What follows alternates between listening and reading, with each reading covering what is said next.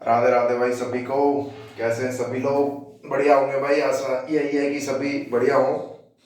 और twelfth class के papers भी चल रहे हैं बोर्ड के। तो आज जो है भाई हम सेकंड बुक ऑर्गेनिक केमिस्ट्री का एक बहुत ही important concept electrophilic substitution reaction ESR, electron स्नेह प्रतिस्थापन अभिक्रिया का कॉन्सेप्ट स्टार्ट करने वाले हैं भाई।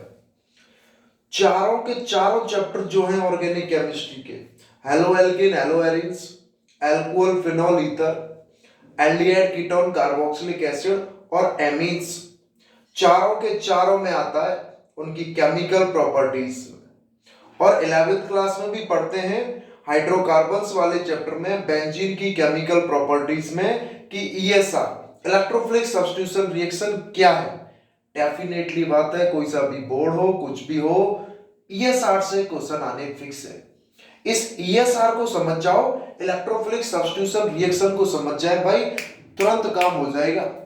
और देखे बहुत कारगर साबित होगी ये वीडियो, बहुत ही मदद मिलेगी। कम से कम काफी 4 से 5 क्वेश्चन आ जाएंगे क्योंकि चारों चैप्टर में कॉमन चीज है। देखे भाई, आ जाए सभी लोग, जुड़ जाओ कि हम स्टार्ट कर रहे हैं कि सिंपल क्लास 12th और इसकी जो है इसमें ऑर्गेनिक वाला जो पार्ट है केमिस्ट्री का, और इसमें आज हम बात करेंगे किसकी? ईएसआर की। ईएसआर क्या है? Electrophilic substitution reaction.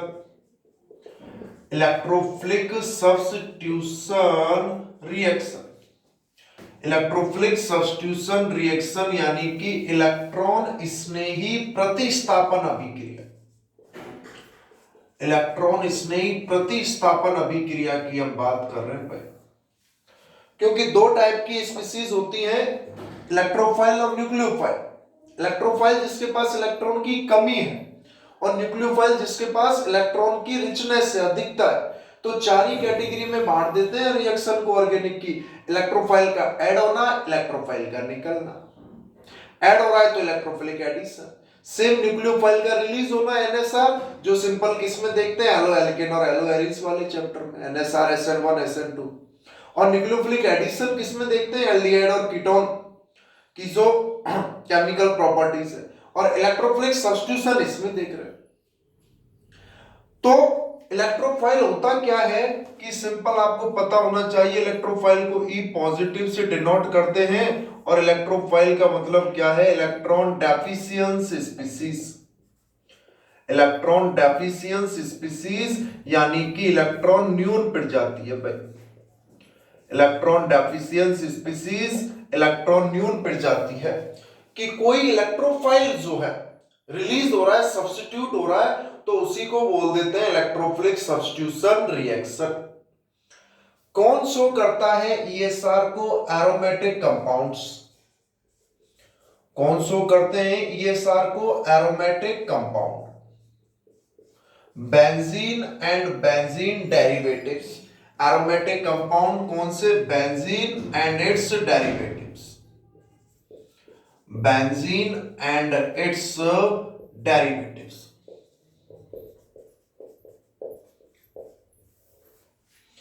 तो पहले तो इसको भाई सिंपल आप बेंजीन में समझ लो, फिर उसके डेरिवेटिव्स यानी कि बेंजीन पर H को हटाकर OH लगा दिया, हेलोजन लगा दिया, एल्डिहाइड लगा दिया, कीटोन लगा दिया, कार्बोक्सिलिक एसिड लगा दिया, एमीन समूह लगा दिया, वो उसके सारे क्या हो जाते हैं? डेरिवेटिव्स हो जाते हैं भाई। अगर हम बेंजीन की बात करें, C6H6 इसका मॉलिक्यूलर फॉर्मूला होता है और इस तरीके से डबल बॉन्ड लगे होते हैं, अल्टरनेट फॉर्म में लगे होते हैं, नहीं लगे होते हैं। इसमें रेजोनेंस भी चलता है, जैसे इस तरीके से इस बॉन्ड के इलेक्ट्रॉन इस पर आ गए, इस पर नेगेटिव चार्ज आ जाएगा, इस पर पॉजिटिव चार्ज आ जाएगा। फिर इस बॉन्ड के इलेक्ट्रॉन इस पर आ जाएंगे और इस बॉन्ड के इलेक्ट्रॉन इस पर आ जाएंगे। तो इस डबल बॉन्ड को मैं इस तरीके से भी लिख सकता हूं भाई, इधर इधर और इधर। ये दोनों ही सही है, दोनों ही केस में सही होता है। अब होता क्या है कि ये अपना बेंजीन है, ठीक है।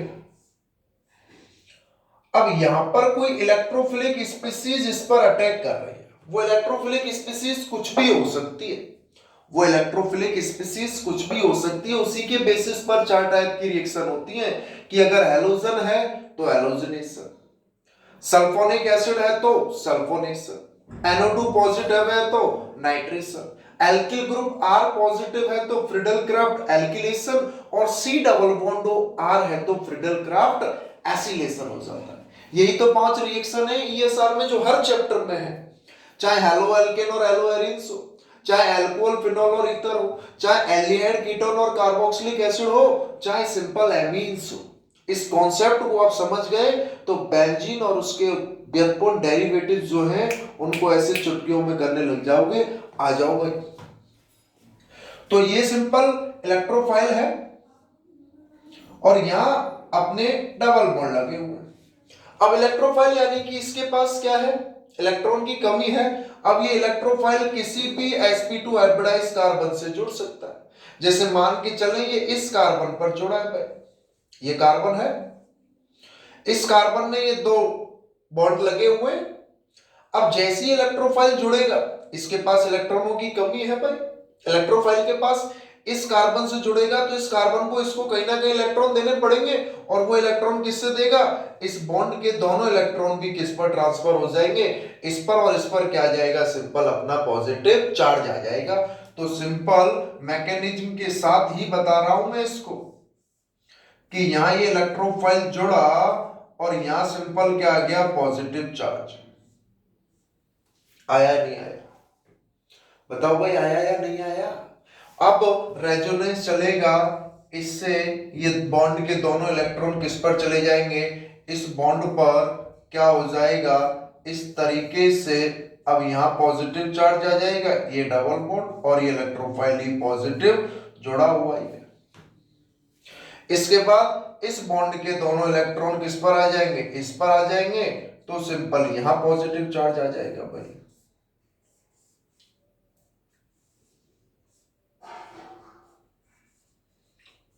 अब यहां इसके साथ हाइड्रोजन भी जुड़ा हुआ है कि मैकेनिज्म में क्या हो रहा है, पहले इस कार्बन का हाइब्रिडाइजेशन क्या था भाई, sp2 था। जैसे ही इलेक्ट्रोफाइल जुड़ गया था, अब इसका हाइब्रिडाइजेशन भी क्या हो गया, sp3 हो गया। ये आप लोग 11th क्लास की मैकेनिज्म में भी पढ़ते हैं, 3 स्टेप में होता है। सबसे पहले इलेक्ट्रोफाइल का जनरेशन होता है, सेकेंड स्टेप में इलेक्ट्रोफाइल इस पर अटैक करता है और कार्बोकैटायन का फॉर्मेशन होता है, और थर्ड स्टेप में यहां से H+ रिलीज होता है, डीप्रोटोनेशन होता है। 12th क्लास में मैकेनिज्म नहीं है, 12th क्लास में डायरेक्ट इसके एप्लीकेशन है। मैं अभी डेरिवेटिव्स की बात नहीं कर रहा हूं चैप्टर्स वालों की, मैं सिंपल अभी बेंजीन की बात कर रहा हूं कि एक बार बेंजीन को समझ जाओ, अपना काम हो जाएगा। जुड़े रहोगे, आगे देखोगे, तुरंत चीजें समझ में आ जाएंगी। देखो भाई इधर तो sp2 से सिंपल किस में कन्वर्ट हो गया, ये sp3 वाले में कन्वर्ट हो गया। तो इसकी जब मैकेनिज्म चलती है ESR की, अगर हम ESR की मैकेनिज्म की बात करें,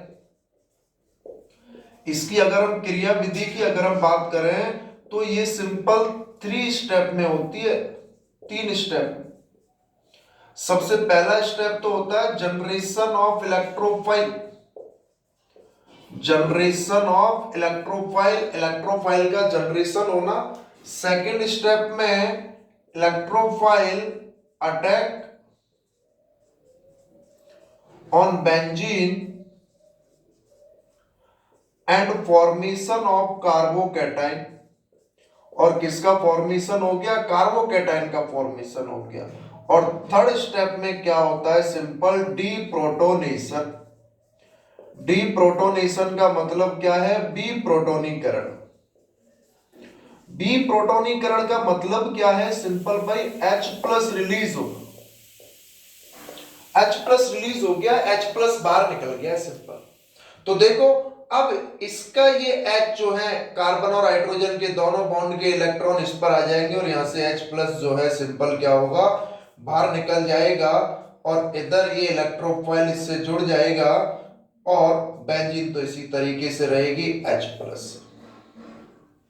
ये फर्स्ट स्टेप हो गया इलेक्ट्रोफाइल जनरेशन, ये सेकंड स्टेप हो गया कार्बोकैटायन का जनरेशन, और ये थर्ड स्टेप हो गया जिसमें सिंपल क्या हो गया, डीप्रोटोनेशन हो गया।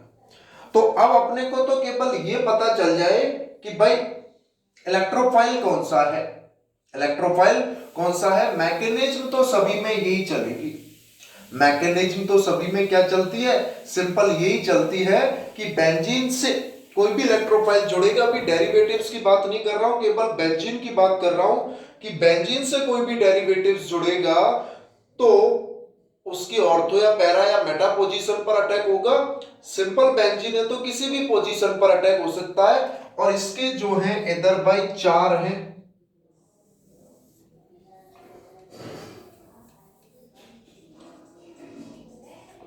H plus release, H plus का बाहर निकलना बात हो रही है भाई। बात समझ में आ रही है क्या कुछ? अब आ जाओ 4 वो कौन कौन सी हैं कि इसमें इलेक्ट्रोफाइल के बेसिस पर 4। एक तो हैलोजिनेशन, बार बार लिखूंगा इन्हीं को, हैलोजिनेशन। हैलोजिनेशन में जो इलेक्ट्रोफाइल होगा वो सिंपल क्या होता है, X पॉजिटिव। दूसरा होता है नाइट्रेशन, दूसरा क्या है, नाइट्रेशन, नाइट्रीकरण। और नाइट्रीकरण में जो इलेक्ट्रोफाइल होगा वो क्या होता है, NO2 पॉजिटिव। और तीसरा है सल्फोनेशन, सल्फोनेशन, सल्फोनीकरण में जो इलेक्ट्रोफाइल होगा वो उसमें क्या होता है, SO3 पॉजिटिव। और चौथा है फ्रीडल क्राफ्ट रिएक्शन, इसमें एक R पॉजिटिव और एक C double bond OR positive. ये 4 रिएक्शन चलती हैं, कैल्कुलेशन है और एक एसिलेशन है। इन्हीं को समझ रहे हैं, देखो भाई सिंपल। ये तो मैकेनिज्म हो गई जो अपनी 11th क्लास में है, ये सार की generation of electrophile, electrophile attack on benzene carbon और फॉर्मेशन ऑफ कार्बोकेटाइन। और तीसरा डी प्रोटोनेशन, यानी कि H प्लस बाहर निकल जाता है। अब आने वाला इलेक्ट्रोफाइल इनमें से कुछ भी हो सकता है, उनको समझ लो भाई कि आने वाला इलेक्ट्रोफाइल क्या क्या हो सकता है। आने वाला इलेक्ट्रोफाइल जो है क्या क्या हो सकता है वो अगर मैं बात करूं तो अगर पहला हैलोजिनेशन है, हैलोजनीकरण, हैलोजिनेशन का मतलब हैलोजनीकरण। हैलोजनीकरण में क्या हो रहा है कि सिंपल जैसे बेंजीन है, बेंजीन की अभिक्रिया Cl2 और एनहाइड्रस AlCl3 के साथ करा दे या FeCl2 के साथ। ये AlCl3 किसकी तरह काम कर रहा है, लुईस एसिड की तरह। किसकी तरह काम कर रहा है, लुईस एसिड, यानी कि लुईस अम्ल की तरह काम करता है। और लुईस एसिड क्या होते हैं, इलेक्ट्रॉन लेने वाले। बेस क्या होते हैं, इलेक्ट्रॉन देने वाले।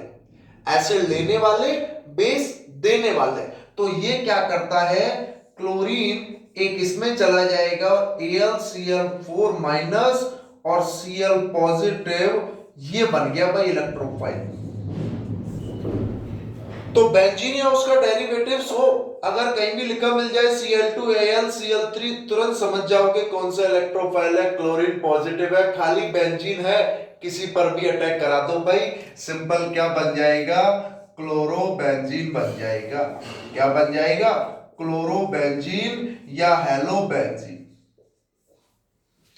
जैसे बेंजीन से हेलोबेंजीन बनाना हो या क्लोरोबेंजीन बनाना हो तो एक आसान सा तरीका हो गया, उसमें आप एलो एल्केन और एलो एरिन्स वाले चैप्टर में पढ़ लेते हैं इसको।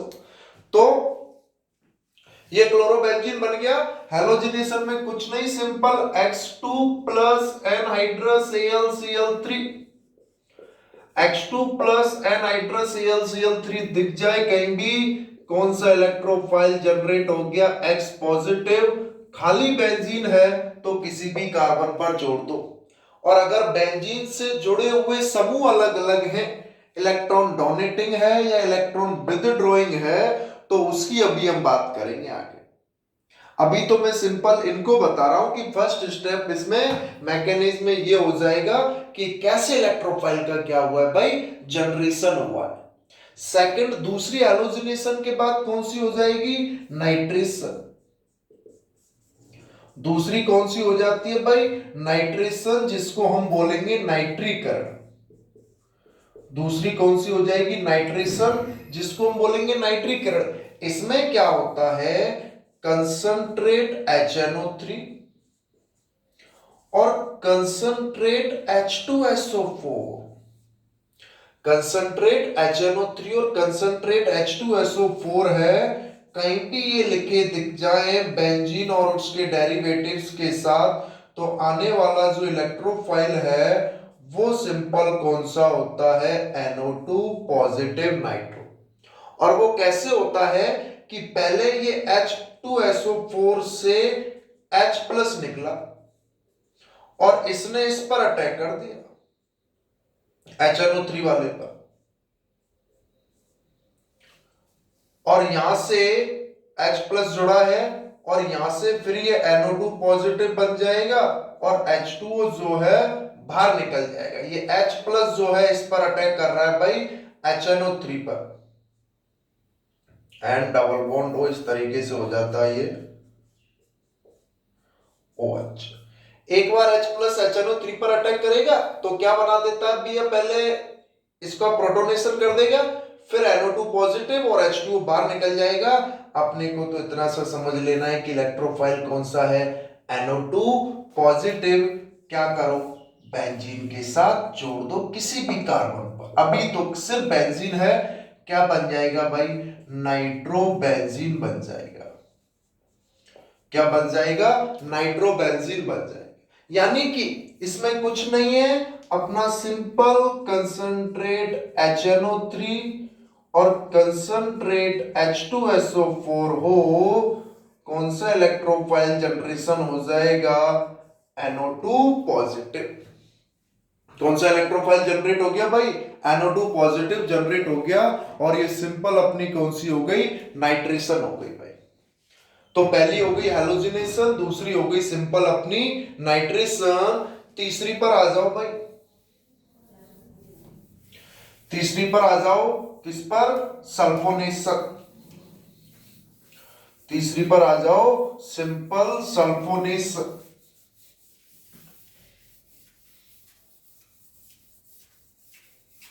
लिखते जाए मैं वीडियो को पॉज कर करके भी।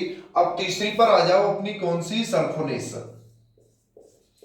सल्फोनेशन जिसको हिंदी में क्या बोल देंगे, सल्फोनीकरण। जिसको हिंदी में क्या बोल देते हैं, सल्फोनीकरण। कि बेंजीन है, बेंजीन है, इसकी अभिक्रिया केवल किससे हो रही है, कंसंट्रेट H2SO4 से। तो इसमें इलेक्ट्रोफाइल वो SO3 पॉजिटिव होता है, लेकिन रीअरेंजमेंट होकर बेंजीन के किसी भी कार्बन पर आप क्या जोड़ दो, SO3H, क्या बन जाएगा, बेंजीन सल्फोनिक एसिड। क्या बन जाएगा भाई, बेंजीन सल्फोनिक एसिड। और एक चौथी और पांचवी है, या उसी के दो रूप हैं, एक तो है फ्रिडल क्राफ्ट एल्किलेशन। एक तो क्या भाई, फ्रिडल क्राफ्ट एल्किलेशन यानी कि एल्किलीकरण। फ्रिडल क्राफ्ट एल्किलेशन में क्या हो रहा है कि बेंजीन है, और बेंजीन से कोई भी RX, जैसे RCl हो गया, या मैं इसी के रूप में क्या लिख सकता हूं, CH3Cl भी लिख दूं, और इसकी अभिक्रिया किसके साथ करा रहे हैं, वही अपन एनहाइड्रस AlCl3 के साथ। तो ये तो किसकी तरह काम करेगा, लुईस एसिड की तरह काम करेगा। ये क्लोरीन किसके पास चला जाएगा, इसके पास, और AlCl4 माइनस बन जाएगा, और यहां क्या बचा रह जाएगा, R पॉजिटिव। इसको बेंजीन के किसी भी कार्बन से जोड़ दो, क्या बन जाएगा भैया, एल्किल बेंजीन। अगर CH3 है तो मैथिल बेंजीन, C2H5 होता तो एथिल बेंजीन। और एक है इसी में Friedel Crafts acylation. Friedel Crafts acylation की बात करें, अगर फ्रिडल क्राफ्ट एसिलेशन, बेंजीन है भाई, बेंजीन की अभिक्रिया acyl chloride RC double bond Cl के साथ, RC डबल बॉन्ड Cl के साथ एसिल क्लोराइड, और वही एनहाइड्रस AlCl3, एनहाइड्रस AlCl3 के साथ बात कर रहे हैं। क्या होगा, ये क्लोरीन इसके साथ जुड़ेगा और क्या बनाएगा भैया, AlCl4 माइनस, और इधर क्या होगा, RC double bond O positive. ये इलेक्ट्रोफिलिक स्पीशीज हो जाएगी भाई, ये क्या हो जाएगी अपनी इलेक्ट्रोफिलिक स्पीसीज, और क्या बन जाएगा, कार्बोकैटायन वाले को इधर अटैक करा दो, C double bond O R benzo acetone या जो भी ये है एल्कियोफिनॉन, एल्कियोफिनॉन बन जाएगा। 2 कार्बन का है तो एसिटोफिनॉन, 3 का है तो प्रोपियोफिनॉन, 4 का है तो ब्यूटेरियोफिनॉन, ये हो जाएगा भाई। तो ये 5 ESR के टाइप हो गए। हैलोजिनेशन है, X पॉजिटिव है, Cl2 है, नाइट्रस Cl3 में। नाइट्रेशन है, कंसंट्रेट SNO3 और H2SO4 NO2 पॉजिटिव इलेक्ट्रोफाइल आ गया। H2SO4 है, SO3H जोड़ देना है, सल्फोनेशन हो गया। RCl है या RX है, एल्किल हैलाइड है, एनाइड्रस Cl3 की प्रेजेंस में R positive alkyl group electrophile की तरह काम करेगा। क्या हो जाएगा, सिंपल R पॉजिटिव। और एसिल हैलाइड है तो Cl बार निकलेगा और क्या हो जाएगा, RC double bond O positive. कि फ्रीडल क्राफ्ट एसिलेशन में तो इलेक्ट्रोफाइल क्या है, RC double bond O positive, किसकी प्रेजेंस में, इस एनाइड्रस Cl3 की प्रेजेंस में। और फ्रीडल क्राफ्ट एल्किलेशन में क्या है भाई, R पॉजिटिव है। तो ये 5 टाइप की रिएक्शन जो है भाई बहुत ज्यादा इंपॉर्टेंट है, रट लो, समझ लो, बार बार पढ़ लो। Halogenation, nitration, sulphonation, Friedel Crafts alkylation, Friedel Crafts acylation. Halogenation H2 nitrous Cl3 chlorine positive electrophile हो गया। Nitration HNO3 H2SO4 NO2 positive electrophile हो गया। सल्फोनेशन SO3H में SO3H जोड़ दो। फ्रीडल क्राफ्ट एल्किलेशन में अगर बात करें तो R पॉजिटिव एल्किल ग्रुप को ले लो इलेक्ट्रोफाइल, और फ्रीडल क्राफ्ट एसिलेशन में बात करें RC डबल बॉन्ड O को ले लो। उस sp2 हाइब्रिडाइज कार्बन एटम से पॉजिटिव जुड़ा हुआ है, वो इलेक्ट्रोफाइल की तरह काम करेगा। दोनों में लुईस एसिड है ElCl3, बाहर निकाल दो, इसमें हम FeCl2 भी ले सकते हैं। तो ये 5 रिएक्शन समझ में आ रही है या नहीं आ रही है भाई, इन्हीं के बेसिस पर अब मैं सारी चीजें बताने जा रहा हूं आपको।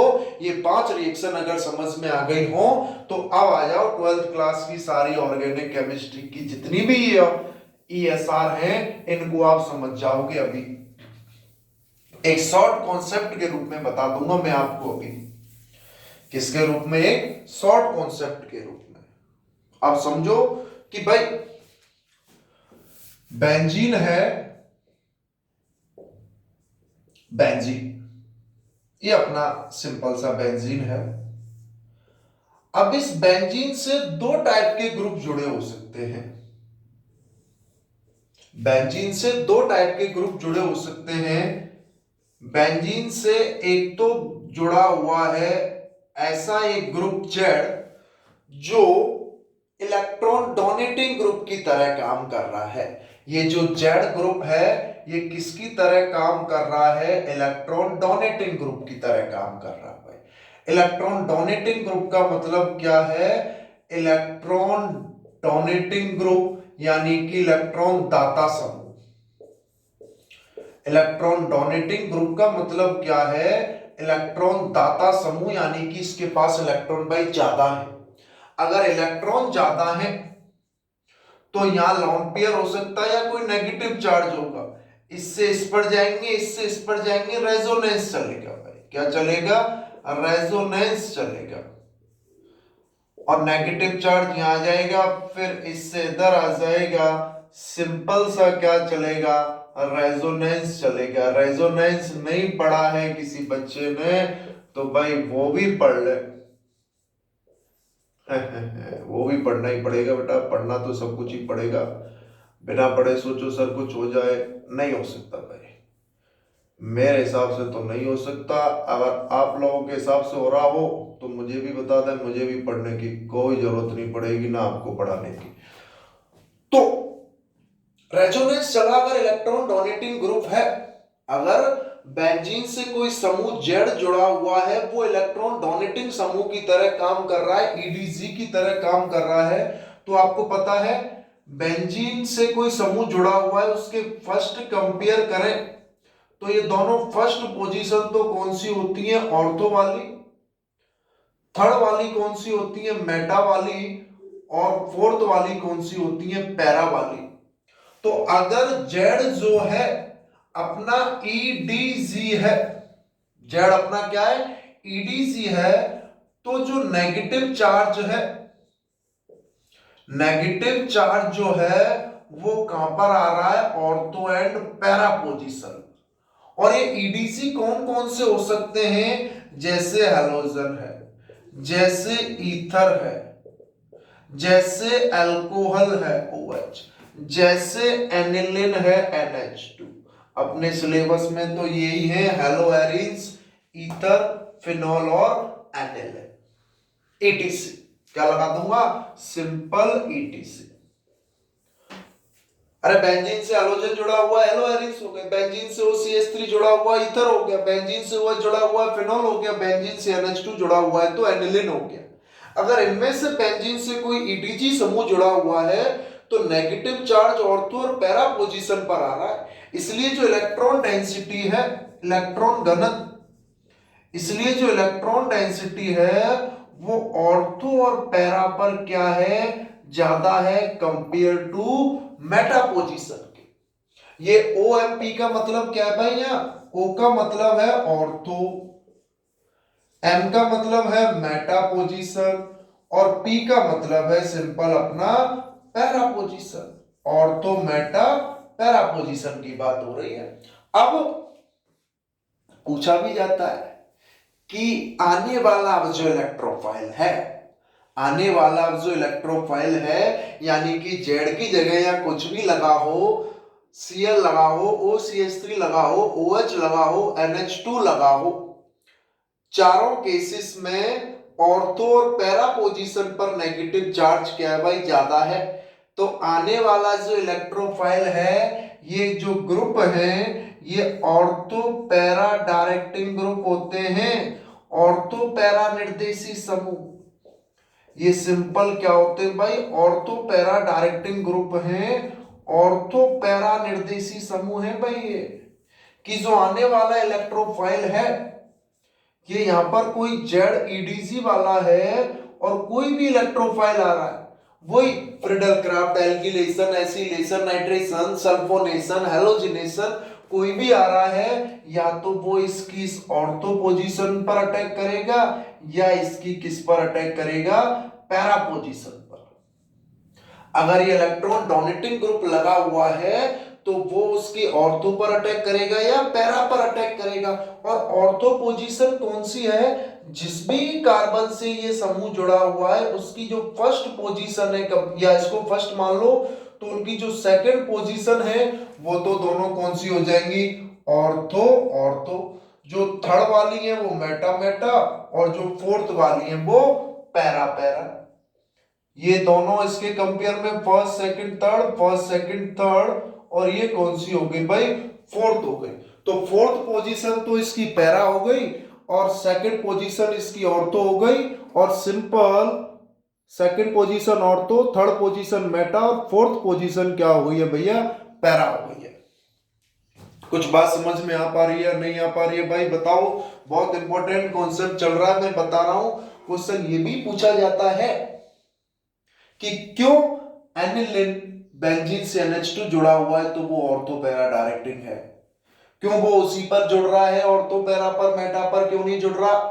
तो उसका रीजन के साथ आंसर बता दोगे कि एनिलिन में NH2 समूह इलेक्ट्रॉन डोनेटिंग ग्रुप की तरह काम कर रहा है, और इलेक्ट्रॉन डोनेटिंग ग्रुप है तो इलेक्ट्रॉन डोनेट करेगा, और इलेक्ट्रॉन डोनेट करने की वजह से उसकी ऑर्थो और पैरा पोजीशन पर क्या आ रहा है, नेगेटिव चार्ज आ रहा है, जिसकी वजह से इलेक्ट्रॉन डेंसिटी जो है ऑर्थो पैरा पर बढ़ गई है भाई।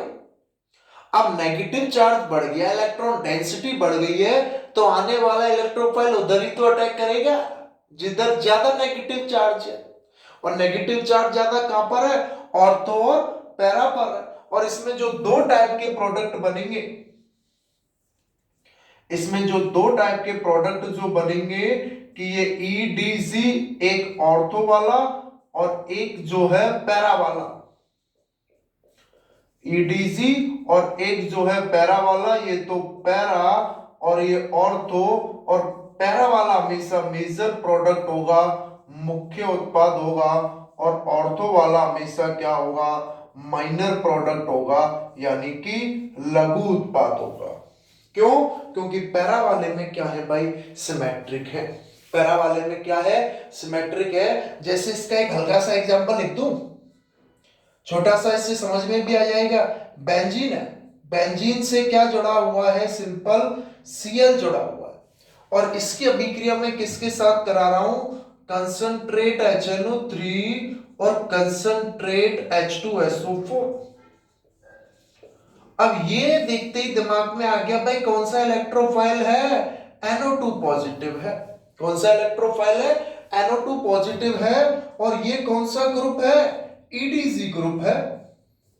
ये कौन सा ग्रुप है, EDZ ग्रुप है, इलेक्ट्रॉन डोनेटिंग ग्रुप है। तो तुरंत किधर अटैक करा दोगे, एक ऑर्थो पर और एक पैरा पर। ये दोनों तो ऑर्थो वाली हो गई, ये मेटा वाली हो गई, ये पैरा वाली। इधर अटैक करा, इधर अटैक करा, बात एक ही है।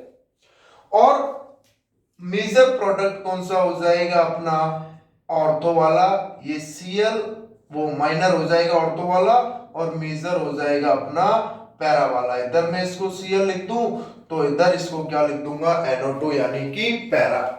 कुछ बात समझ में आ रही है क्या? बहुत ही इंपॉर्टेंट है। अब कितने भी मैं क्वेश्चन कर दूं, यहाँ OH लगाया है, यहाँ OCH3 लगा दूं, यहाँ OH लगा दूं, यहाँ X लगा दूं, यहाँ NH2 लगा दूं, और फिर इसको लिख दो सारे के सारे, तो ऊपर ही तो बदलेगा बस। ऊपर X है तो X आ गया, OH है तो OH आ जाएगा, OCH3 है तो OCH3 आ जाएगा, NH2 है तो NH2 आ जाएगा। तो ये है इलेक्ट्रॉन डोनेटिंग ग्रुप का कॉन्सेप्ट। बार बार फिर बोल रहा हूं भाई, ESR में रट लो पांचों को।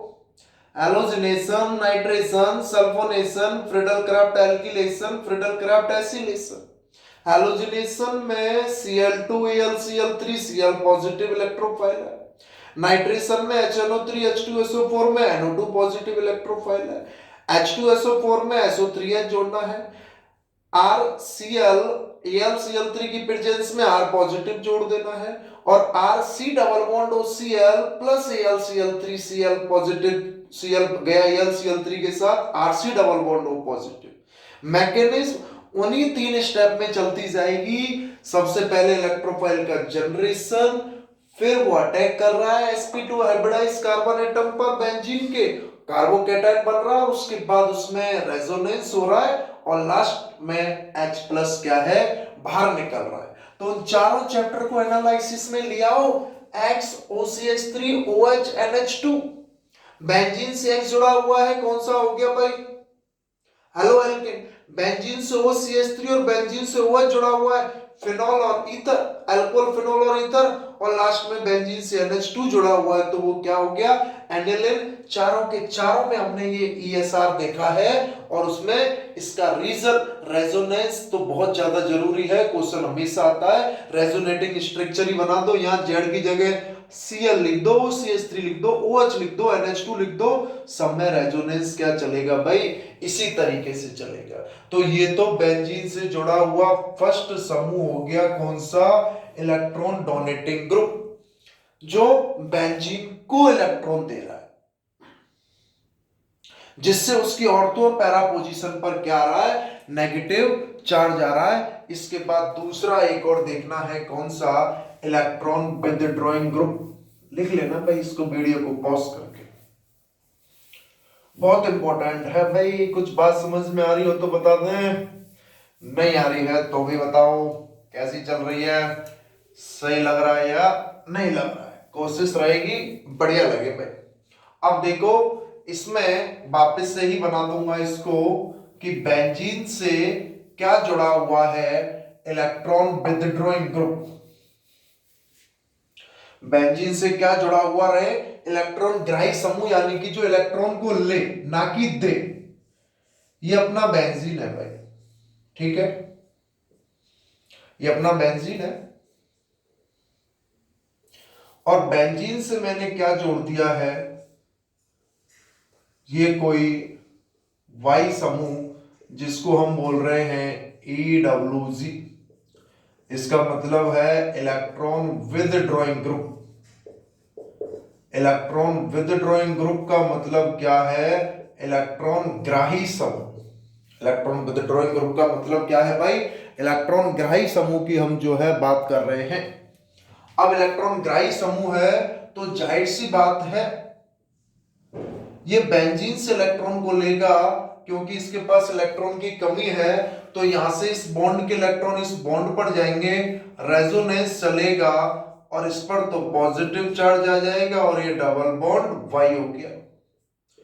फिर इस तरीके से इस बॉन्ड के इलेक्ट्रॉन इस पर चले जाएंगे, इस पर पॉजिटिव चार्ज आ जाएगा, इधर ये वाई है ये। फिर इससे इस पर आ जाएंगे, ये सिंपल इधर पॉजिटिव चार्ज आ जाएगा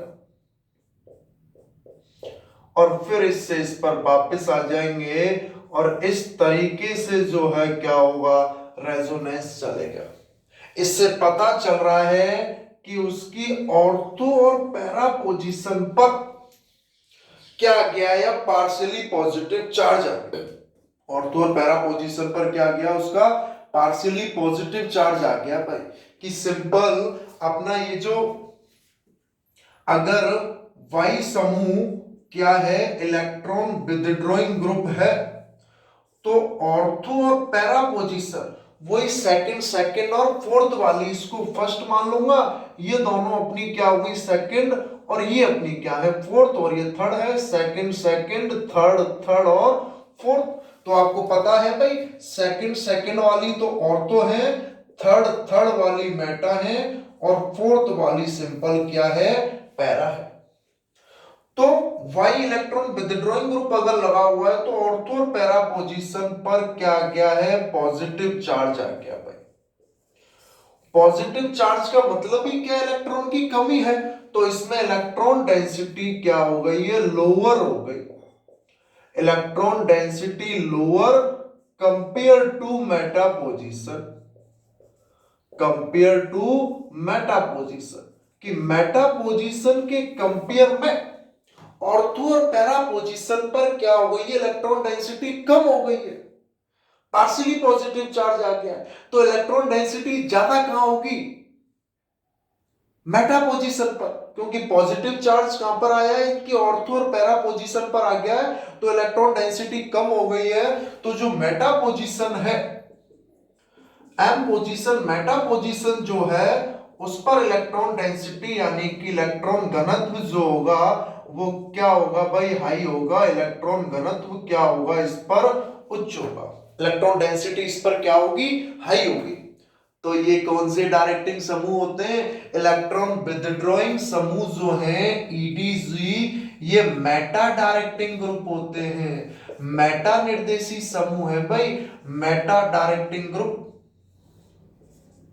मेटा निर्देशी समूह है भाई ये मेटा डायरेक्टिंग ग्रुप। मेटा निर्देशी समूह है यानी कि आने वाला जो इलेक्ट्रोफाइल है कि ये बेंजीन है और बेंजीन से कोई इलेक्ट्रॉन विदड्रॉइंग ग्रुप लगा हुआ है, तो आने वाला जो इलेक्ट्रोफाइल है वो उसकी मेटा पोजीशन पर ये सेकंड थर्ड इधर अटैक करा दो या इधर अटैक करा दो, दोनों एक ही बात है।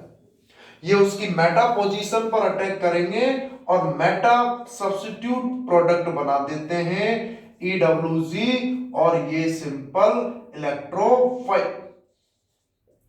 मेटा पोजीशन ऐसा क्यों हो रहा है, क्योंकि रेजोनेंस की वजह से ऑर्थो और पैरा पोजीशन पर क्या गया भाई, पार्शियली पॉजिटिव चार्ज आ गया।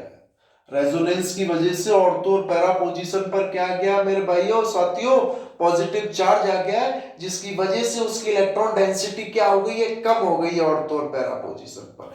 मेटा पोजीशन पर क्या हो गई है भाई, बढ़ गई है। इसलिए इलेक्ट्रोफाइल किधर अटैक करेगा, जहां ज्यादा नेगेटिव चार्ज होगा। कंपेयर करने पर मेटा पोजीशन में ज्यादा इलेक्ट्रॉन डेंसिटी घनत्व, उधर अगर इलेक्ट्रॉन डोनेटिंग ग्रुप है तो ऑर्थो और पैरा पर तो नेगेटिव ही चार्ज आया, तो इलेक्ट्रॉन डेंसिटी बढ़ गई है। आने वाला इलेक्ट्रोफाइल किधर अटैक कर रहा है, उसकी मेटा ऑर्थो और पैरा पोजीशन पर अगर ईडीसी है तो। ईडब्ल्यूजी समूह कौन कौन से हो जाते हैं, अगर मैं बात करूं ईडब्ल्यूजी ग्रुप की, तो जैसे अपना एल्डिहाइड है, जैसे अपना कीटोन है, जैसे अपना कार्बोक्सिलिक एसिड है COOH, जैसे अपना एस्टर है, एनहाइड्राइड है। ये सारे के सारे ईटीसी या जिनके पास कोई भी पॉजिटिव चार्ज होता है, ये सारे के सारे अपने क्या है भाई, इलेक्ट्रॉन विथड्रॉइंग ग्रुप हैं। जैसे एक छोटा सा एग्जांपल भी समझ लो, मैंने लिखा है बेंजीन और बेंजीन के ऊपर लगा दिया CHO, और इसकी अभिक्रिया किसके साथ करा रहा हूं, CH3Cl और एनहाइड्रस AlCl3, CH3Cl और एनहाइड्रस AlCl3 के साथ करा रहा हूं। तुरंत तुरंत तुरंत दिमाग में आ जाएगा EWG है, फ्रीडल क्राफ्ट एल्किलेशन है, CH3Cl है, R पॉजिटिव एल्कोफाइल है, तो इसकी मेटा पोजीशन पर किसको जोड़ दूंगा, CHO, और इधर इसकी मेटा पोजीशन पर क्या जोड़ दिया, एल्किल ग्रुप जोड़ दिया भाई, बन गया मेटामेथिल बेंजीनल। मेटामेथिल बेंजीनल क्या बन गया भाई, मेटामेथिल बेंजीनल बन गया। बता दें भैया, कुछ समझ में आ रहा है क्या, समराइज कर दूं अभी तक जो पढ़ाया है उसको, कि हमने बताया है सबसे पहले कि बेंजीन जो है या उसके डेरिवेटिव्स, कि बेंजीन से किसी हाइड्रोजन को निकल जाए, OH जुड़ जाए, OCH3 जुड़ जाए, NH2 जुड़ जाए, एल्डिहाइड जुड़ जाए, कीटोन जुड़ जाए, कार्बोक्सिलिक एसिड जुड़ जाए, वो उसके डेरिवेटिव्स में आ जाते हैं। इलेक्ट्रोफिलिक सब्स्टिट्यूशन रिएक्शन शो करते हैं, ESR शो करते हैं भाई। और क्या होता है ESR में, कि ये बेंजीन है, ये उसका एक कार्बन है, सारे कार्बन है, कोई इलेक्ट्रोफाइल आया और उसने यहां से H+ को हटा दिया और खुद आकर भैया जुड़ गया। 3 स्टेप में हो जाती है। कौन कौन सी, सबसे पहली तो थी उसमें इलेक्ट्रोफाइल का जनरेशन, उसके बाद उसमें दूसरा है कार्बोकेटाइन का फॉर्मेशन और रेजोनेंस चलता है, स्टेबलाइजेशन उसका होता है उसका, और तीसरा स्टेप हो जाएगा डीप्रोटोनेशन, H+ जो है वो क्या हो जाएगा भैया, बाहर निकल जाएगा। 5 है halogenation, nitration, sulphonation, Friedel Crafts alkylation, Friedel Crafts acylation. Halogenation है Cl2AlCl3, नाइट्रेशन है HNO3H2SO4, सल्फोनेशन है H2SO4SO3H जोड़ दो, फ्रीडल क्राफ्ट एल्किलेशन में एल्किल ग्रुप जोड़ दो HCl के साथ, एसिलेशन है acyl chloride RC double bond OCl है, RC डबल बॉन्ड O जोड़ दो, कार्बन पॉजिटिव वाला। अगर थोड़ी सी भी पड़ी होगी तुरंत समझ में आ जाएगी भाई, थोड़ी सी, इतना तो पता ही होना चाहिए एल्डिहाइड क्या है, कीटोन क्या है, कार्बोक्सिलिक एसिड क्या है। अगर ये भी नहीं पता है तो भैया फिर तो धन्य है सभी, क्योंकि ये बेसिक है। ये क्या है, बेसिक है, बेसिक तो अपने को पता होना चाहिए। फिर हमने देखा कि बेंजीन से कोई समूह जुड़ा हुआ है, ये इलेक्ट्रॉन डोनेटिंग समूह है, इलेक्ट्रॉन डोनेटिंग समूह, इसने इलेक्ट्रॉन दिया और ऑर्थो पैरा मेटा पर क्या आ गया, पार्शियली नेगेटिव चार्ज, जो OH OCH3Cl NH2, तो आने वाला जो इलेक्ट्रोफाइल है वो ऑर्थो और पैरा डायरेक्टिंग होगा।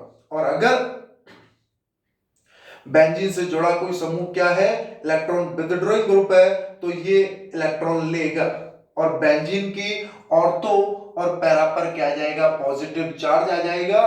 तो ये मेटा डायरेक्टिंग ग्रुप होंगे कि इनसे जुड़ने वाले जो समूह हैं वो मेटा पोजीशन पर अटैक करेंगे। तो ये 3-4 इंपॉर्टेंट कॉन्सेप्ट बताए हैं। अब आप अपने पर चैप्टर के जो पीछे की रिएक्शंस हैं, इलेक्ट्रोफिलिक सब्स्टिट्यूशन रिएक्शन हर किसी में है, हेलो एरिन्स में है, फिनॉल्स में है, ईथर में है, एल्डिहाइड में है, कार्बोक्सिलिक एसिड में है और एमीन्स में है, सब में है। और सब में यही कॉन्सेप्ट चलेगा। ये पूछ ले क्यों ऑर्थो पैरा डायरेक्टिंग है, क्यों मेटा डायरेक्टिंग है, रीजन बता दोगे क्या, उसका रेजोनेंस, रीजन बता दोगे उसका क्या, सिंपल रेजोनेंस। यहां तक की बात समझ में आ रही है क्या? अगर 2-3 क्वेश्चंस की बात और कर लूं छोटे से तो भी समझ में आ जाएंगे कि, या इस तरीके से अपन क्वेश्चंस बना दें तो और अच्छे से आपको 4-5 चीजें क्लियर हो जाएंगी, क्वेश्चन की भी प्रैक्टिस हो जाएगी भाई। मैं क्वेश्चन भी लिख देता हूं कुछ, जिससे आपको पता चल जाए, काफी टाइम भी हो चुका है। देखें भाई, क्वेश्चंस की मैं बात करूं, जैसे ये OCH3 है, ठीक है, इसकी अभिक्रिया में CH3 डबल बॉन्ड Cl के साथ करा रहा हूं एनहाइड्रस AlCl3। तुरंत पता चलेगा इलेक्ट्रॉन डोनेटिंग ग्रुप है, फ्रीडल क्राफ्ट एल्किलेशन है, इसका पॉजिटिव एक बार ऑर्थो पर अटैक करा दो, एक बार पैरा पर अटैक करा दो, प्रोडक्ट बना दो OCH3 C double bond OCH3 plus OCH3 और इधर C डबल बॉन्ड OCH3। कोई सा भी ले लो, एसिलेशन ले लो, एल्किलेशन ले लो, हैलोजिनेशन ले लो, नाइट्रेशन ले लो, सल्फोनेशन ले लो, लेकिन एक एमीन वाला याद भी रखना है, एनिलीन वाला, कि वो फ्रीडल क्राफ्ट रिएक्शन शो नहीं करता है। क्यों? क्योंकि उसमें सॉल्ट बन जाता है। वो एनिलीन वाले चैप्टर में है, यहां मैंने तो समराइज कर दिया है। एक क्वेश्चन और अगर हम ले लें सिंपल, यहां मैंने कार्बोक्सिलिक एसिड ले लिया COOH और उसकी अभिक्रिया हम किसके साथ कराते हैं?